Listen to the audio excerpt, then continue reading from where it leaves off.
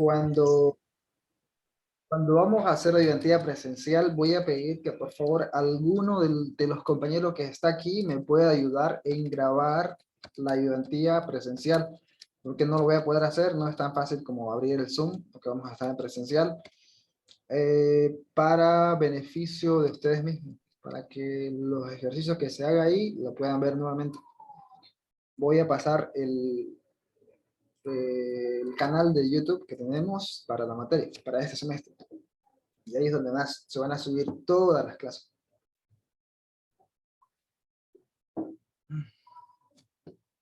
Dicho eso, y si ya todos pusieron sus nombres, voy a empezar con la diapositiva.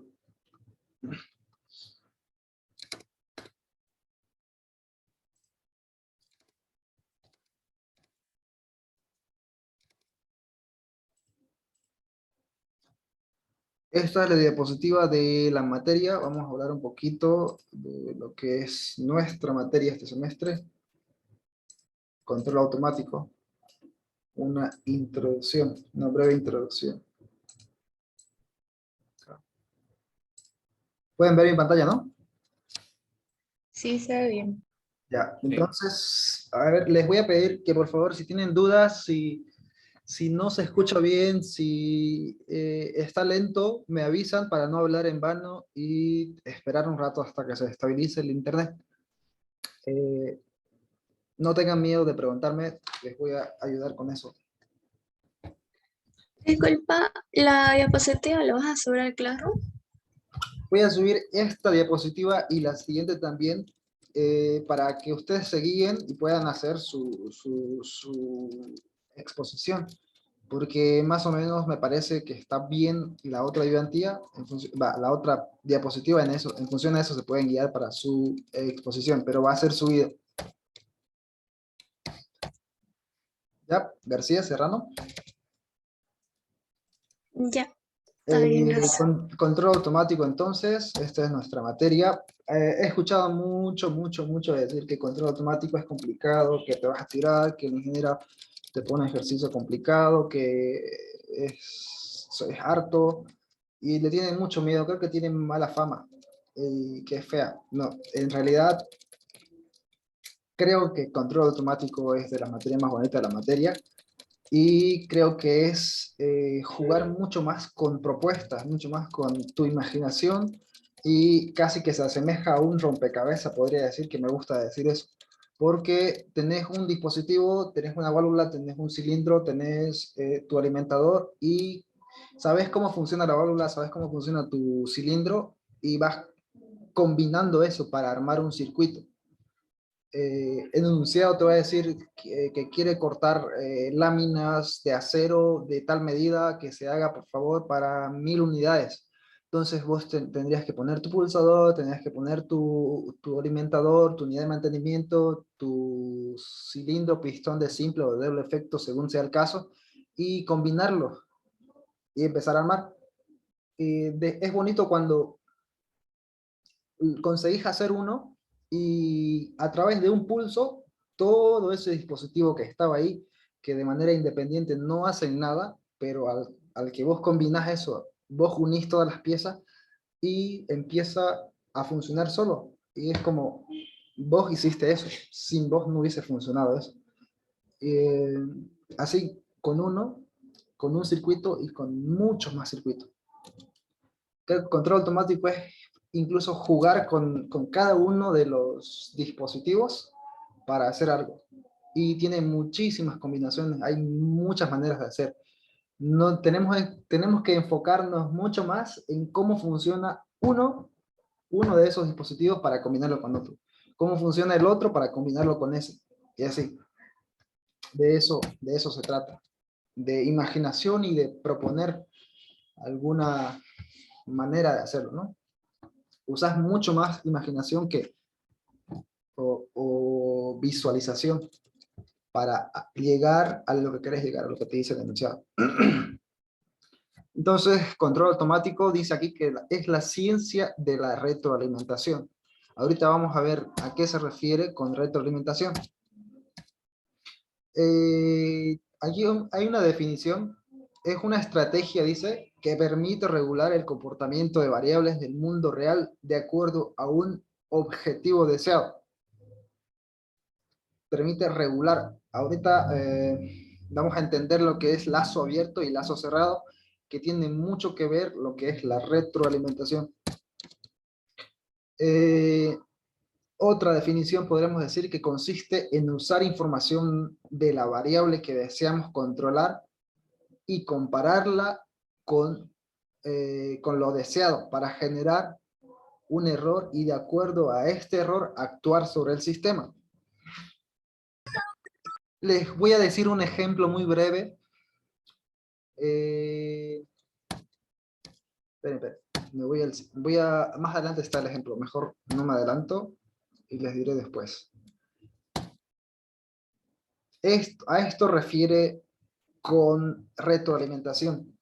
Vamos a tener, ubiquémonos de izquierda a derecha en una línea, tenemos nuestra entrada, fíjense aquí, la entrada, tenemos el sistema, la entrada ya vamos a ver en la definición que hace referencia a qué variables, qué cosas estás teniendo inicialmente, eh, entras al sistema y luego como que tu producto final, la salida. Y tenés el sensor que a la salida detecta tu producto. Y ese sensor dice si este producto está conforme a lo que has pedido. Hablando de un producto, por ejemplo, de peso. Tienes una botella, por ejemplo, que la idea es que esa botella llegue con un peso de 500 gramos, hablando de peso, 500 gramos, entre 500 y 502 gramos, por decir un ejemplo cualquiera. El objetivo es que tu botella salga de 500 y 502. Si el sensor a la salida detecta que no está entre ese rango, entonces va a mandar una información. El sensor tiene que mandar una información para ajustar ese error, o sea, que está mal, que no debería salir una botella así. Entonces manda una señal para que ajuste algo en el sistema. Respecto de lo que vos deseas. A eso hace referencia la retroalimentación. Más adelante les voy a mostrar el ejemplo. Miren, el sensor está acá en la salida y tiene que otra vez volver a, a ajustar, digamos, a cambiar algo para que consigas lo que realmente quieres conseguir. Les decía que, por ejemplo, una salida podría ser el tomarte la temperatura, tu temperatura corporal. Tenés el sistema, tu cuerpo sería un sistema. Todo tu cuerpo tiene una temperatura y a través de los poros o a través de las axilas puedes medirte la temperatura. Y sabemos que lo ideal debería ser 37.5, si no estoy mal, alguien me avisa. 37.5 sería lo ideal, 36.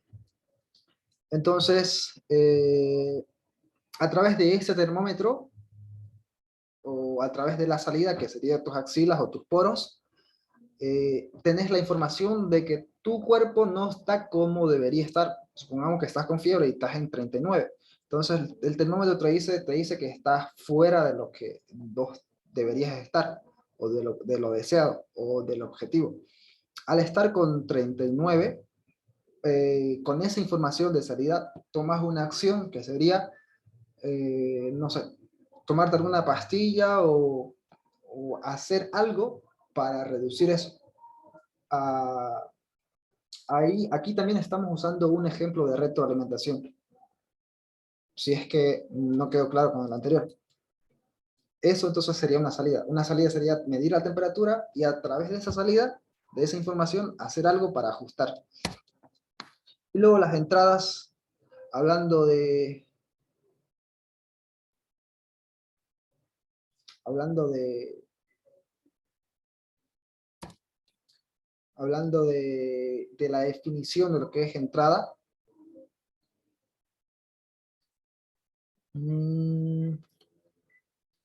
tengo una definición más clara más adelante de lo que es entrada. Sigamos. Aquí vamos a hablar un poquito del sistema.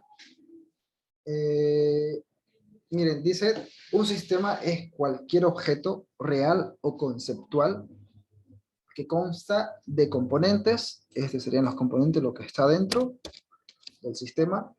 La estructura, que sería cómo se relaciona uno con otro. Y el entorno, que sería lo que está fuera del sistema. Esto aplica para un objeto, puede ser real o conceptual. Esa es la definición de sistema. Creo que ustedes ven lo que es sistema con la ingeniera. ¿Qué es lo que es un sistema? Ahí lo tienen. Aquí está la definición de salida.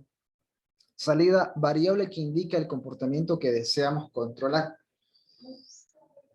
Eso es una salida. Debe ser medible. Lo que les decía, hablando del ejemplo que les puse, la temperatura es visible y es medible. El termómetro te dice que tenés 39. Entonces, medible y indicar el comportamiento de salida. Eso, bueno, a eso refiere la salida, y la entrada dice que es una variable manipulable que afecta el comportamiento de la planta, o por lo tanto, que afecta el comportamiento de la planta o del sistema, y por ende, al afectar a la planta, también afectaría la salida. Esas serían las entradas. Hay ciertas variables que las debes controlar, digamos así, las entradas, para, o manipularlas para que obtengas lo que deseas. Eso respecto a la entrada. Una definición breve. Aquí creo que esto ustedes lo ven con la INGE. Dice, un segundo, dice, un sistema de una entrada y una salida se denomina SISO, por las siglas en inglés. Y si tiene varias entradas y varias salidas, se denomina MIMO. Esto como dato para que lo tengamos.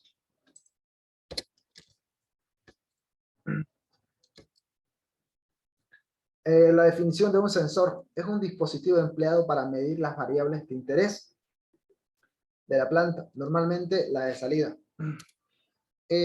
Para automatizar un proceso, para que funcione solo un proceso, les había dicho que hay que interactuar un dispositivo con otro. Uno de esos dispositivos que se interactúa es un sensor.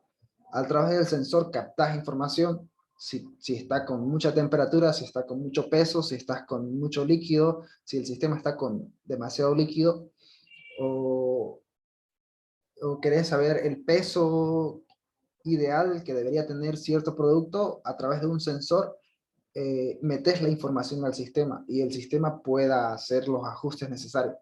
Entonces capta la información del sensor. Aquí dice que generalmente o normalmente son las salidas. El actuador, dispositivo que nos permite manipular las variables de entrada de la planta. El actuador, lo que les decía, a través de las entradas, captas la información, y con el actuador es el que haces el ajuste, digamos, dentro de la planta. Eso es lo que te dice. Y dentro de los actuadores vamos a ver más adelante que están los dispositivos, están los cilindros pistón de simple y de doble efecto, y otros más, que lo vamos a ver. Ahora, el controlador lo vamos a ver en el circuito que está ligado al actuador. Hablando les voy a mostrar un esquema. Aquí, hablando de esto es un sistema. Este sería el actuador, y este sería el controlador. El controlador controla al actuador. Es como intermediario, si podemos decirlo. Para que tengan una idea, así. El controlador es este que controla al actuador. Entonces, volviendo a nuestra diapositiva. Cualquier dispositivo, dice que el actuador es cualquier dispositivo que genera una acción de controlar sobre el actuador para lograr el comportamiento deseado. Ya lo han visto en el, eh, en el circuito. Hablemos un poquito del control del lazo abierto. El lazo abierto, seguramente el ingeniero les explicó, dice que la principal diferencia entre el lazo abierto y el lazo cerrado es que el lazo abierto no se retroalimenta. Vamos a ver unos ejemplos de qué es un lazo abierto, pero antes la definición dice no utiliza medición de salida real de la planta. O sea que no se mide la salida final, no se retroalimenta aquí. No hay un sensor que diga que tu peso está demasiado, así que hay que ajustar. No, no sucede eso en el lazo abierto. Sigamos leyendo, dice, se emplea solo cuando se conoce perfectamente el modelo de la planta y no hay perturbación externa ni interna, o cuando no importa mucho el error cometido. Hablando del ejemplo que les puse, un producto que está saliendo con sobrepeso, el control del lazo abierto, lo que es lazo abierto, no le interesa si salió con error, digamos, o con más peso de lo establecido. Directamente ejecuta algo, ahorita lo vamos a ver, hace algo, saca un producto sin que le interese, pero ahorita vamos a verlo en un sistema, en un ejemplo real. Aquí, ejemplo de lo que es lazo abierto que no se retroalimenta. El abierto no se retroalimenta. Dice, puede ser el control del tráfico con semáforo sencillo. El semáforo no capta información de la calle, no dice si hay muchos vehículos, que se reajuste el semáforo, o si hay una persona que está pasando en rojo que no detecte y que no se cambie. Ya el semáforo está programado para encenderse con la luz verde un tiempo, la luz naranja un tiempo y la roja otro tiempo. No se retroalimenta. Configuramos y funciona solo de por vida, no le interesa si hay gente, si hay vehículos, no se retroalimenta, digamos. Ahora hablando del control, hablando de otro ejemplo, control de encendido basado en tiempo. Control de encendido basado en tiempo. Un control de encendido basado en tiempo puede ser el secado de manos. Pones tu mano y en X tiempo ya está programado ese secador. Durante 5 segundos empieza a soplar aire caliente y se termina ahí. Otro ejemplo de lazo abierto que no se retroalimenta es el autoapagado de la televisión. Programas que en 30 minutos se apague y no le interesa si está viendo gente, no capta ninguna información del ambiente, se apaga porque ya está programado así. Creo que está claro lo que es lazo abierto, no se retroalimenta. El lazo cerrado utiliza un lazo de retroalimentación. Aquí ya le interesa saber si hay error o no hay error. Aquí ya se hacen ajustes. Aquí ya hay un sensor que capta la información del ambiente para, para ajustarse. Entonces, utiliza un lazo de retroalimentación basado en la medición de la salida real de la planta y su comparación con la referencia. La referencia nosotros le vamos a dar. Nosotros le decimos al producto, yo quiero que sea de X kilogramos, quiero que sea de 100, de 100 gramos. Le decís que sea de 100 gramos y esa es la referencia que le estás dando. Si no está en 100 gramos, tiene que retroalimentar y tiene que ajustar lo que sea necesario para que llegue a los 100 gramos. Te interesa que sea perfecto, te interesa que no cometa error en el lazo cerrado. Bueno, eso creo que está claro la diferencia entre uno y otro. Si tienen preguntas, nomás me consultan y lo hacemos. La definición, esto no lo vamos a ver. Bueno, aquí termina la primera diapositiva, lo que es lazo abierto, lazo cerrado. Quiero mostrarles la segunda diapositiva.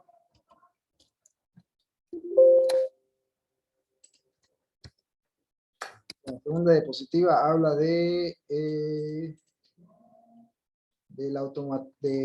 neumática.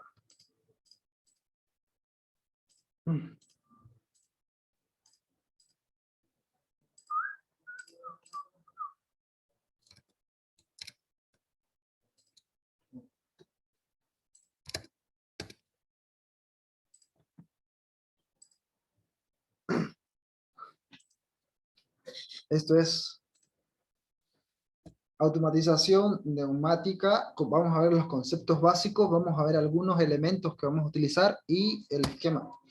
Si la reunión se corta, yo voy a enviar un nuevo link para que podamos ingresar.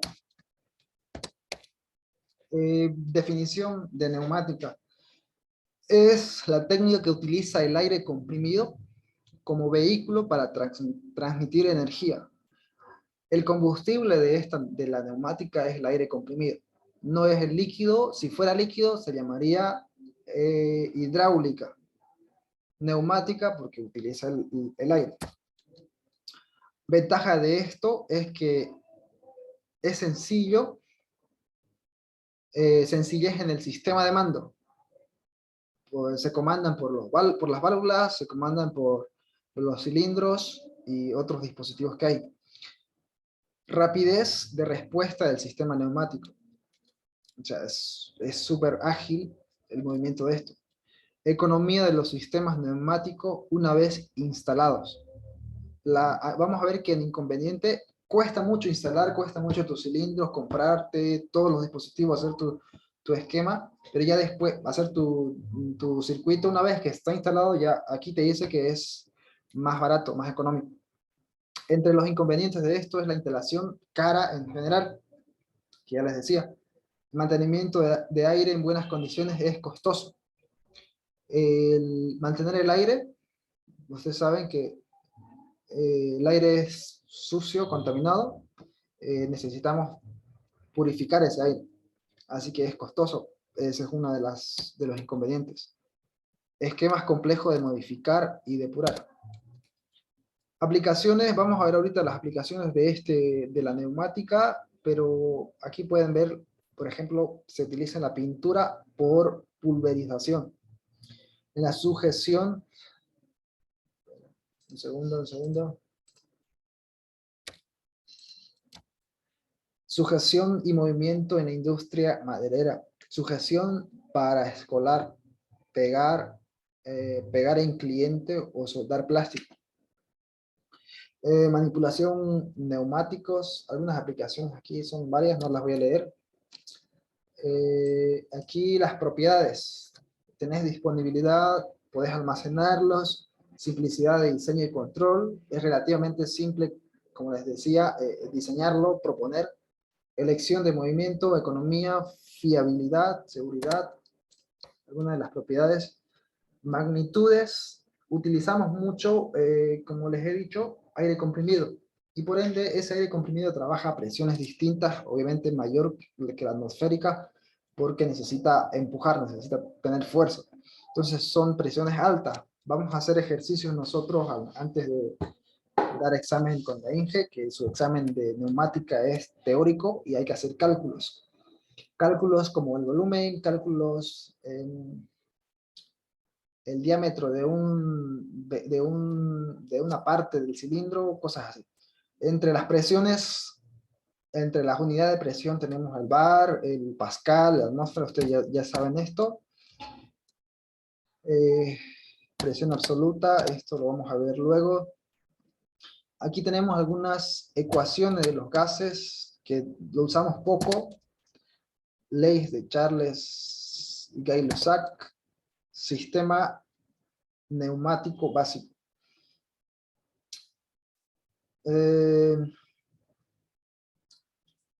Una representación real, digamos, de los dispositivos es esta que vemos acá.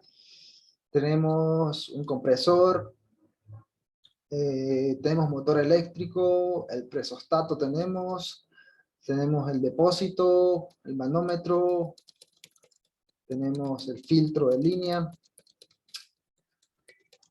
tenemos todos los dispositivos que creo que vamos a verlo más adelante. Otra imagen. Compresores.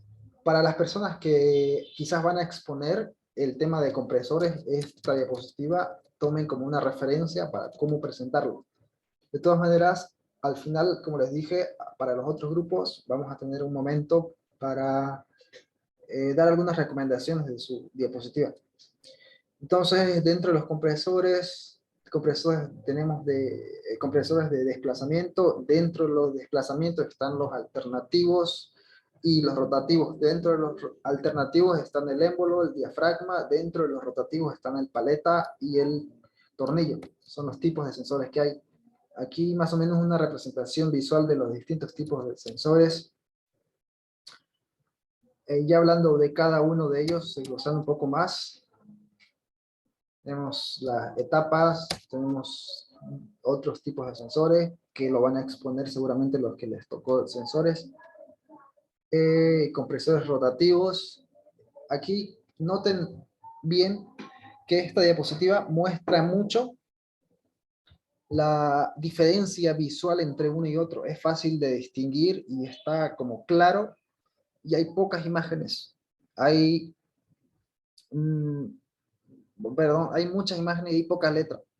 Entonces, esta es la idea de su exposición. Ustedes deberían buscar esto, que sea claro y sobre todo que muestre una comparación entre uno y otro. Así es como le gusta a la Inge y es más claro para su exposición. Tomamos en cuenta esto, por fácil, es que les interesa. Tenemos un tipo de compresores que no lo vamos a utilizar, que no vamos a ver nosotros a detalle esto, simplemente lo estoy pasando. Aquí está componentes principales de un circuito neumático.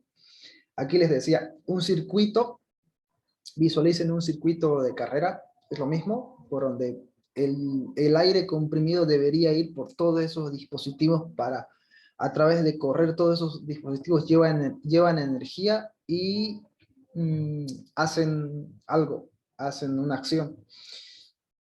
Se arma un circuito con todos los dispositivos que vemos aquí. Los básicos, los principales son estos.